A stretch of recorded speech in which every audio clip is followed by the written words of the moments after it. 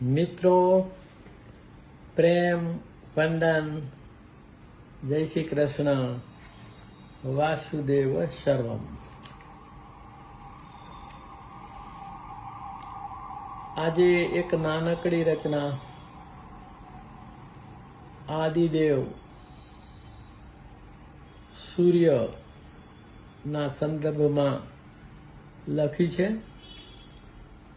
એને રજૂ કરતા પહેલા એક વાત મૂકીશ કે ગીતા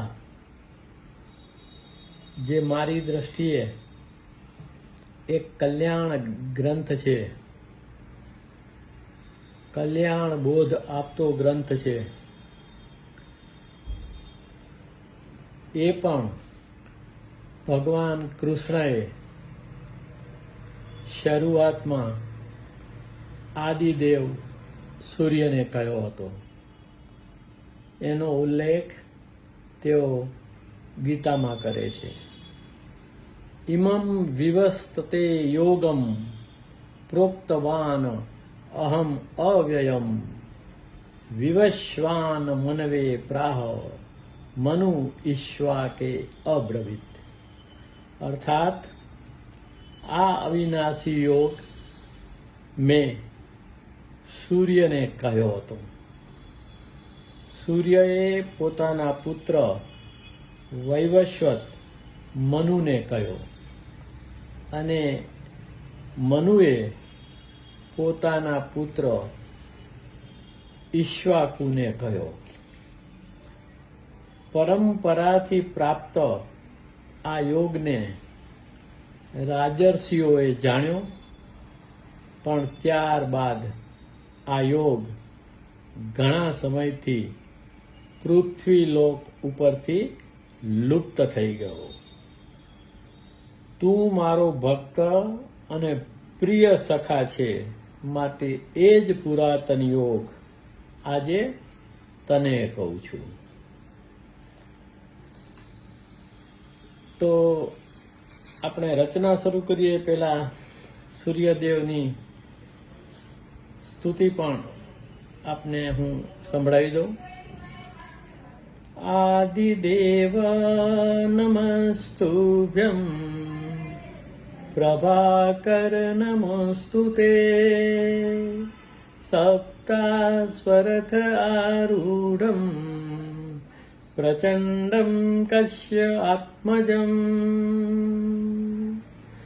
શ્વેતપદ્મધરમ દેવમ તમ સૂર્યમ પ્રણમામ્યહમ લોહિતમ રથમારૂઢમ સર્વલોકમહેશ્વરમ મહાપાપહરમ દેવમ તમ સૂર્યમ પ્રણમામ્યહમ ત્રૈગુણ્યમ ચ મહાશૂરમ બ્રહ્મા વિષ્ણુ મહેશ્વરમ મહાપાપહરમ દેવમ તમ સૂર્યમ પ્રણમામ્યહમ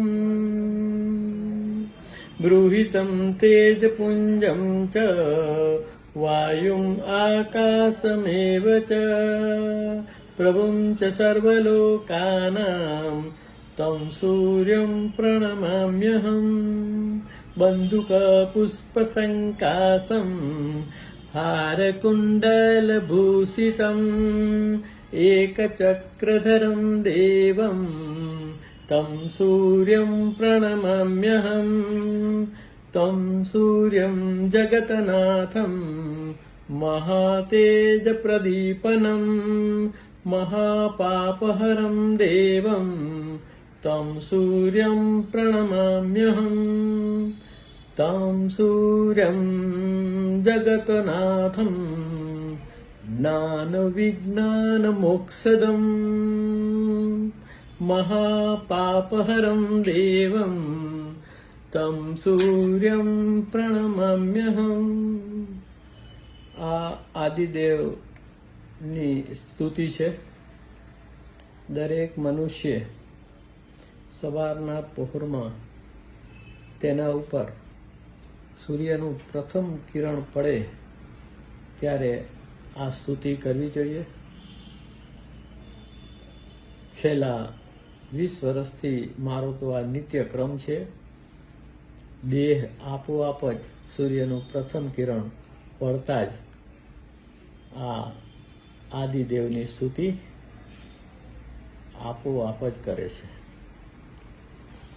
હવે જે રચના છે એની સંદર્ભમાં વાત કરીએ કે તારામાં જ છુપો છે સૂરજ, તારામાં જ છુપો છે સૂરજ, તું રહે છે હૃદયથી દૂર જ. તો આપણી અંદર જ, કારણ કે આપણે પણ અવિનાશી છીએ, આપણે પણ આદિ અનાદિ છીએ અને આપણે પણ દેવ છીએ. તો તારામાં જ છુપો છે સૂરજ, તું રહે છે હૃદયથી દૂર જ. આપણે હૃદયથી દૂર રહીએ છીએ એટલે આપણે ભગવાન કૃષ્ણથી દૂર રહીએ છીએ. કારણ કે ભગવાન કૃષ્ણ ગીતામાં વારંવાર કહે છે કે હું તમારા હૃદયમાં બેઠો જ છું, બેઠો જ છું. અહમ આત્મા ગુડાકેશ સર્વભૂતાશય સ્થિત, અહમ આદિશ્ચ મધ્યમ ચ ભૂતાનામ અંત એવ ચ, ઈશ્વર સર્વભૂતાનામ હૃદય અર્જુન તિષ્ઠતિ હૃદય સન્નિવિષ્ટો. આવા ઓછામાં ઓછું 5 થી 6 વખત ગીતામાં ભગવાન કહે છે કે હું આપ સૌના દરેક ભૂતોના હૃદયમાં બેઠો છું. તો તું રહે છે હૃદયથી દૂર જ. પણ આપણે એ હૃદયથી દૂર રહીએ છીએ. આપણે આપણા મન અને વિચારોમાં મનોમય અને સંલગ્ન રહીએ છીએ કે તારામાં જ છુપો છે સૂરજ, તું રહે છે હૃદયથી દૂર જ. એ જ્ઞાન વિજ્ઞાન મોક્ષદમ, સૂર્યાષ્ટકમના શબ્દો જ ભણ્યા છે. એ જ્ઞાન વિજ્ઞાન મોક્ષદમ, તું ના જાણે મોહ છે મૂળ જ. તો આપણો મોહ છે એ આપણું મૂળ છે અને એ આપણને આ સનાતન સત જાણવા દેતું નથી. એ જ્ઞાન વિજ્ઞાન મોક્ષદમ, તું ના જાણે મોહ છે મૂળ જ. તારામાં જ છુપો છે સૂરજ, તું રહે છે હૃદયથી દૂર જ. તું એ આદિ ને એ આદિદેવ. આપણે પણ ભગવાન આત્માનું વર્ણન કરે છે, એમાં કહે છે કે આપણે અજ નિત્ય શાશ્વત વયમ પુરાણો ન હન્યતે હન્યમાને શરીરે છીએ. કે તું એ આદિ ને એ આદિદેવ, વેદના તારી સમય સૂરજ. તો આપણી વેદના જે આ સમય છે આપણા જીવનનો, એ આપણા માટે એક સૂળ છે. સમયમાં કશું પ્રાપ્ત નથી કરી શકાતું. સમયસર સમય પર થઈ અને આત્મસ્મરણની અવસ્થા આદિ અનાદિ છે. કે તારામાં જ છુપો છે સૂરજ, તું રહે છે હૃદયથી દૂર જ. કે મીઠી નિંદરે ટાળે જાગવું, મીઠી નિંદરે ટાળે જાગવું, સ્વપ્ન કલ્પના ઊંડા મૂળ જ.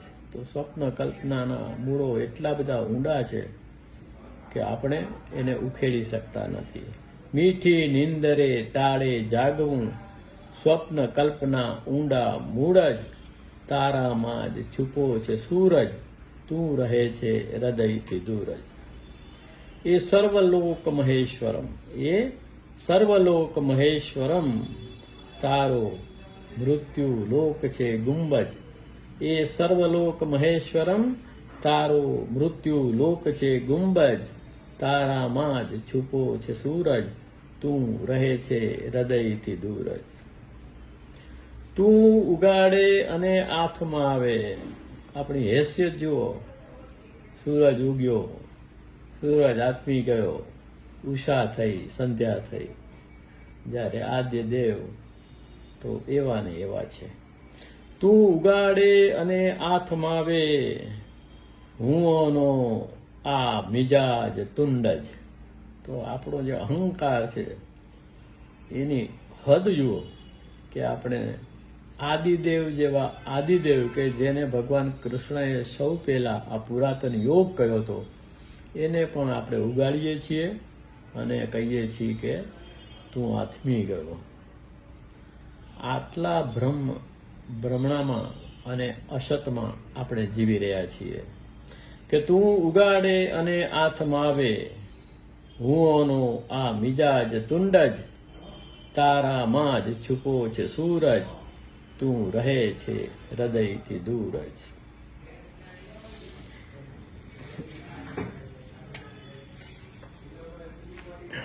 મિત્રો, પ્રેમ વંદન, જય શ્રી કૃષ્ણ, વાસુદેવ સર્વમ.